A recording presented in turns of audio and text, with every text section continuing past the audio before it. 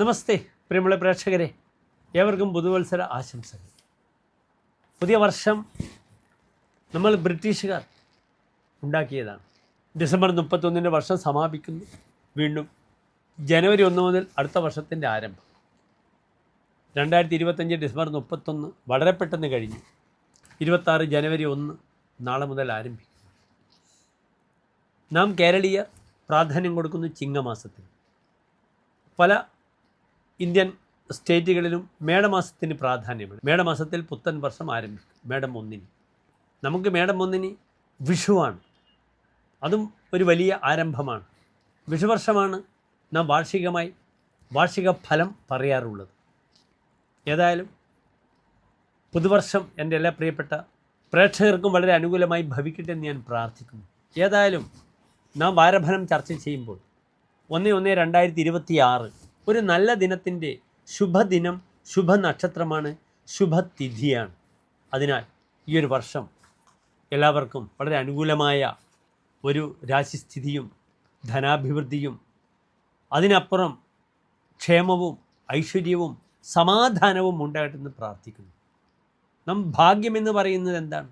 അയാൾ ഭാഗ്യവാനെന്ന് പറയുമ്പോൾ അവിടെ ഭാഗ്യമെന്ന വാക്കിന് നിർവചനം ഇപ്രകാരമാകുന്നു: ആരോഗ്യം, അഖിലാഭീഷ്ട കാര്യസിദ്ധി, ധാര, ആത്മജാതിഭിർ ഹർഷഃ, ഭാഗ്യമിത്യുദിതം ബുധൈഹി.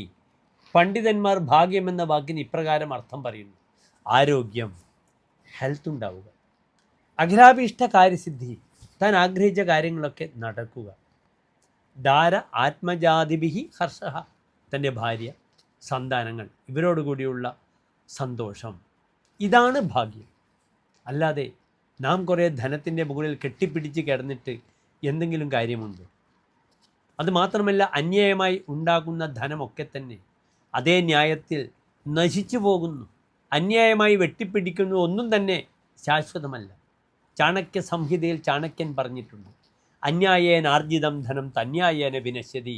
അല്ലയോ, അന്യായമായി നിങ്ങൾ ഉണ്ടാക്കുന്ന ധനം അതേ ന്യായത്തിൽ നശിച്ചു പോകും. പ്രാപ്തേതു ഷോഡശേ വർഷേ സമൂലം തദ് വിനശ്യതി. അങ്ങനെ ധനം നശിക്കും. നശിച്ചില്ലെങ്കിൽ 16ാമത്തെ വർഷം അത് മുഴുവനും നശിച്ചു പോകുമെന്ന് പറയുന്നു. നമ്മുടെ മുന്നിലുള്ള എല്ലാ ഉദാഹരണങ്ങളും അങ്ങനെയാണ്.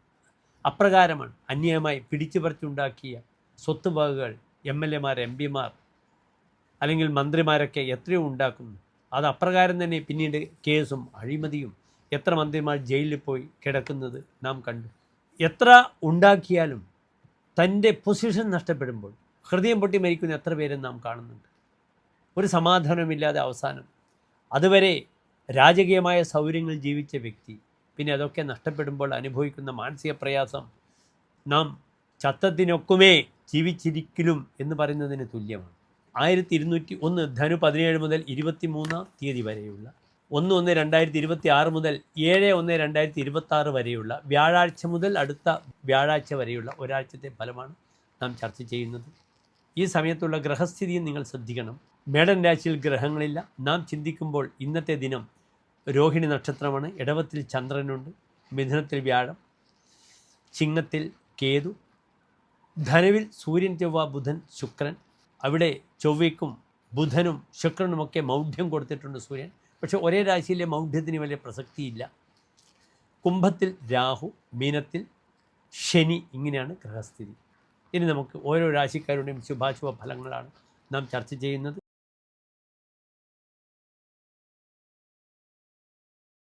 മൂലപുരാടം ഉത്രാടം നക്ഷത്രത്തിൻ്റെ ആദ്യത്തെ 15 നാഴിക വരുന്ന 2.25 നക്ഷത്ര സമൂഹം.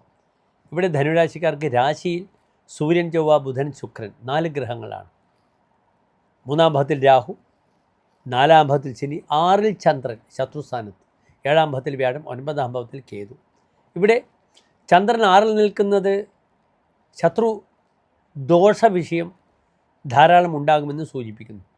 രിപോ ജായതേ വിഗ്രഹേണാഭിരാജ ജിതാസ്തേഹി ഭൂയോ വിധോ സമ്പദന്തി.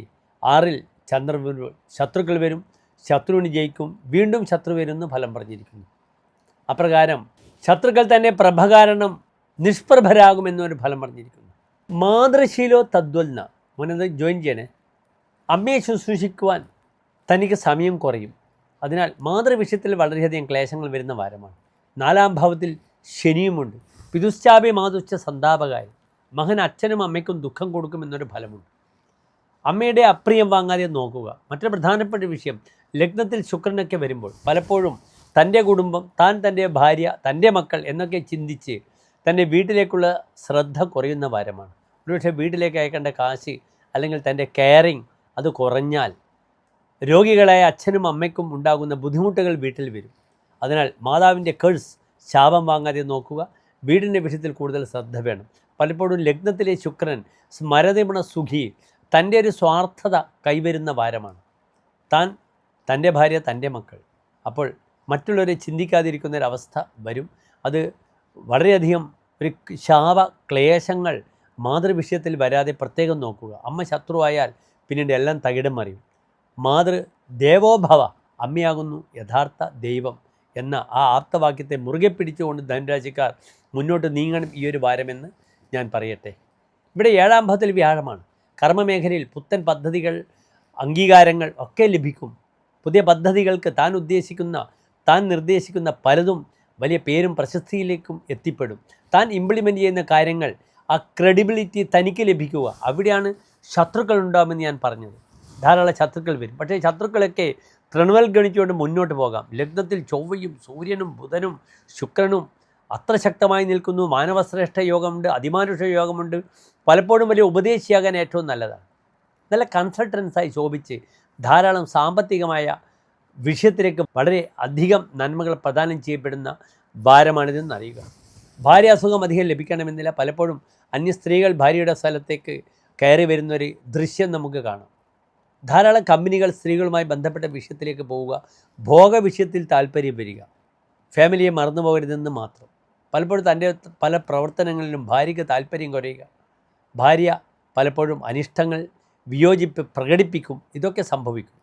പക്ഷെ അതിനൊക്കെ തരണം ചെയ്യുവാൻ ധനുരാശിക്കാർക്ക് കഴിയും. സ്നേഹത്തിലൂടെ മാത്രം കീഴ്പ്പെടുത്താൻ പറ്റുന്നവരാണ് ധനുരാശിക്കാരെന്നറിയുക. നന്നായി സ്നേഹത്തിലൂടെ സമീപിച്ചാൽ അവരെന്തും ചെയ്യും. അതിനാൽ വലിയ പരിക്കുകളില്ലാതെ ധനുരാശിക്കാർക്ക് ഈ ഒരു വാരം മുന്നോട്ട് നീങ്ങാം. നന്ദി, നമസ്തേ.